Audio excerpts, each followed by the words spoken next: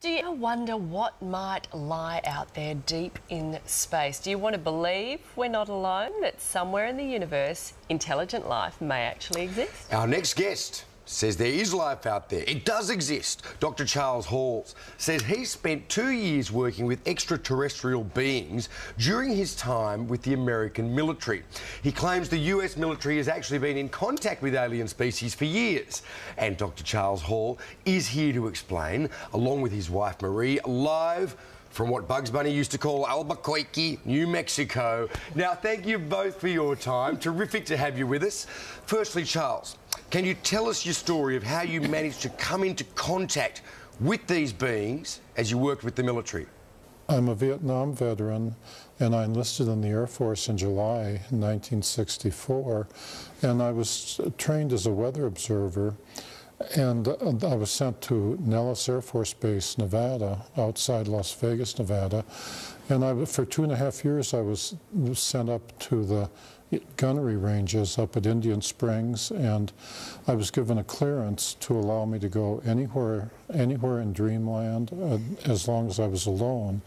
I discovered that up there at the north end of Indian Springs Valley, which you can see on the map, in the state of Nevada here in America, that there was a base which the U.S. Air Force maintained for a group of extraterrestrials who were tall and white.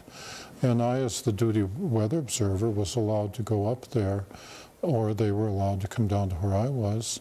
And the interaction took place over more than 2 years. Wow. During those 2 years, I also came across, I also interacted to a lesser extent with the Roswell Greys, and I've also personally talked with the extraterrestrials that I call the Norwegians with 24 teeth, who come here from a very nearby star, perhaps Bernard star.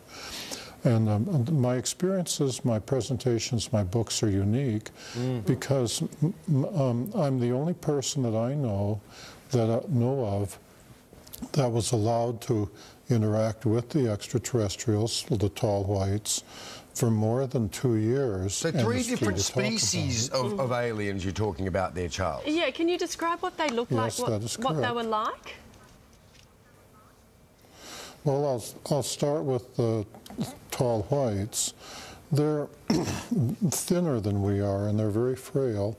Throughout most of their life, they are the same height as I am, 5'11", and they live 10 times longer than humans. They live 600 or 800 years. Wow. But they don't age the way we do. When they get to be equivalent to a human of about 40 years, that means when they're about 400 years, they start growing again instead of aging as humans. Right. And then they go, and this continues, and so that by the time they get to be 600 or 800 years old, they're very tall, 8.5, 9, or 10 feet tall. But this is not necessarily good because their skeleton grows more than their internal organs. And so there comes a time after 600 or 800 years when their skeleton, their body is tall, but their organs can't support it.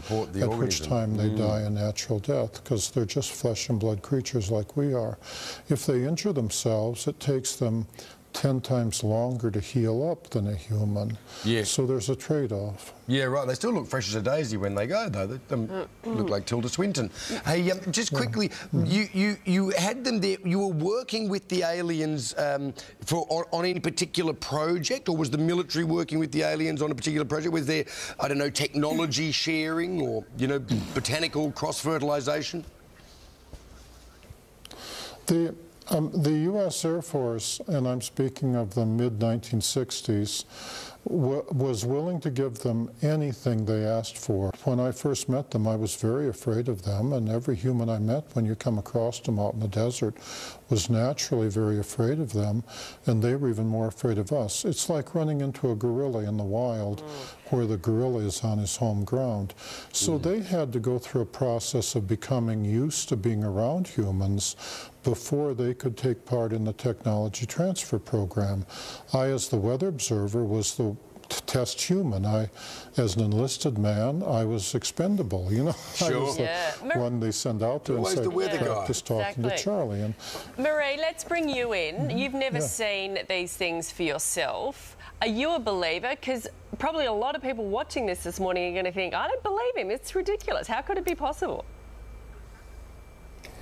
Well, Charles was very intelligent in that he waited until we'd been married a couple of months before he told me about the extraterrestrials coming into his barracks at night. And he said, well, what do you think? And I said, I really don't care. I have never given any thought as to whether they exist or not, and I really don't care. I've known Charles. We've been married over 43 years. He may be a character, but I am his character reference, and I totally believe that this is real. Furthermore, we have had confirmations from people all over the world. We have never had any serious tire kickers, you know, people who say, well... Well, certainly there seems to be a lot of people, around the world who would support your view on this, who seem to have had their own experiences, but probably not quite as intimately as you. Now, unfortunately, we are going to have to leave it there, Charles and Marie, because we're about to lose our satellite, but you're coming to Australia next week to give a series of talks, and we can't wait to see you. Yep. And all the details of your tour will be on our website, so those interested in the life beyond will no doubt be there. Thank you. Good one. Yeah, quite a couple. Well, yeah, I don't know. Did you know, I mean, if you read through the briefing notes on that, some of those aliens left the military base and they went to a show in Las Vegas.